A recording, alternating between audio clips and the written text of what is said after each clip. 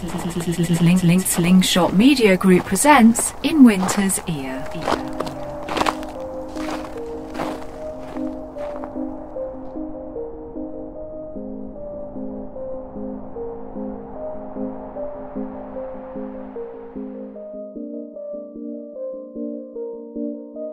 I released In Summer's Ear in August 2011.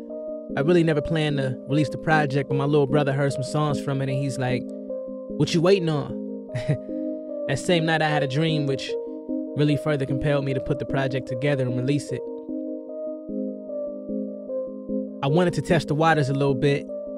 Drake had this joint that was floating around the internet at the time, and so I took the beat, I did a freestyle to it, and released a visual to it shot by my homie Stalley. After that, we got in the studio like 4 days straight and banged out In Summer's Ear. It was one of the most successful projects that I released to that point.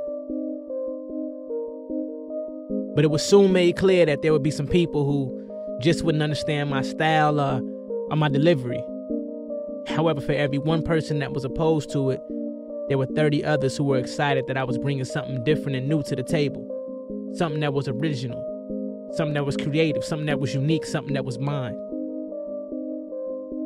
Off the first video we released, which was titled In Summer's Ear, a lot of people thought I was from France, and that was real different. A week after the video had dropped, I received a call from a number of labels interested in working with me. I decided to focus more on a production partnership, and then later I ended up inking a label situation. Due to the momentum of In Summer's Ear, it was very important that I was able to release music on a schedule and on a time frame that made sense for me. And so after that, we ended up releasing History in Progress, which did really well, and that was followed by In Autumn's Ear in 2012. In Autumn's Ear was the first project that I dropped that hit the iTunes Top 100.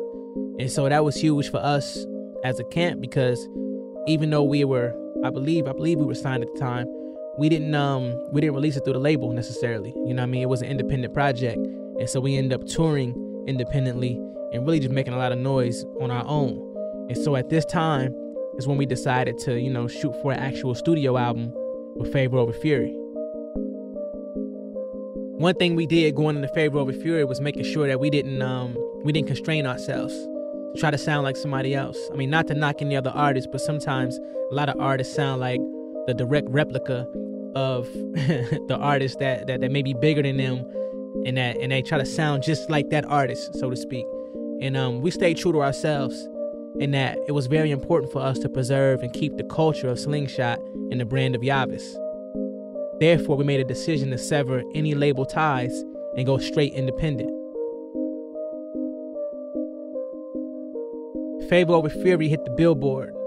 The support from the city alone was overwhelming, and nonetheless a major win for the independent guys. So now we step into a new season, the last installment of this seasonal series. I have yet to deliver on the promise that there will be an In Winter's Ear. But now I'm proud to announce, February 10th, 2015, iTunes, Amazon, Google Play, all digital outlets will experience In Winter's Ear. I'm in Yaves, y'all. In Winter's Ear dropping February 10th, 2015. Slingshot. See the sun rise to noon in our head home.